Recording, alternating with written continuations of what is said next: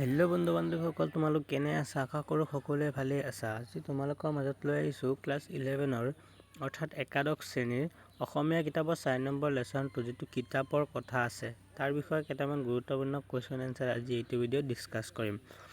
বন্ধুসকল, ব'লা ভিডিঅ'টো আৰম্ভ কৰোঁ। 1 নম্বৰটো চোৱা, ছপাখানা আৰু কাগজ আৱিষ্কাৰ কোন দেশৰ আৱিষ্কাৰ? ইয়াৰ উত্তৰটো হৈছে ছপাখানা আৰু কাগজ আৱিষ্কাৰ চীন দেশৰ আৱিষ্কাৰ। 2 নম্বৰটো চোৱা, গুৰুৰ স্থান আজিৰ যুগত কিহে কাঢ়ি লৈছে? গুৰুৰ স্থান আজিৰ যুগত কিতাপে কাঢ়ি লৈছে।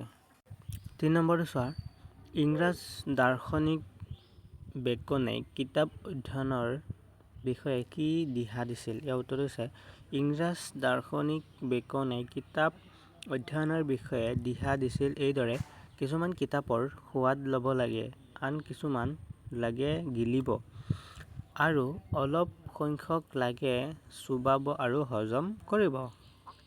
তাৰপিছত 4 নম্বৰটো চাবা, বিদ্যাৰ অনুশীলন নহ'লে কি হয়?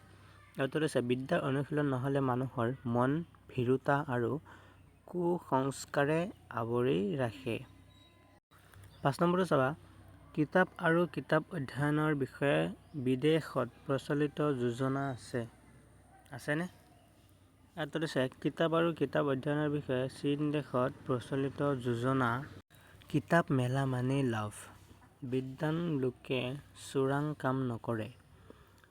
আলবানিয়াত প্ৰচলিত যোজনা, যি পঢ়িব আৰু লিখিব পাৰে তাৰ চকু 4টা। বন্ধু বান্ধৱীসকল, আজি ইমানতে সামৰণি মাৰিলোঁ। নেক্সট এটা ভিডিঅ'ৰ কাৰণে মোৰ চেনেলটো ছাবস্ক্ৰাইব কৰি উৎসাহিত কৰিবলৈ নাপাহৰিবা। থেংকছ ফৰ কিপ ৱাচিং মাই চেনেল।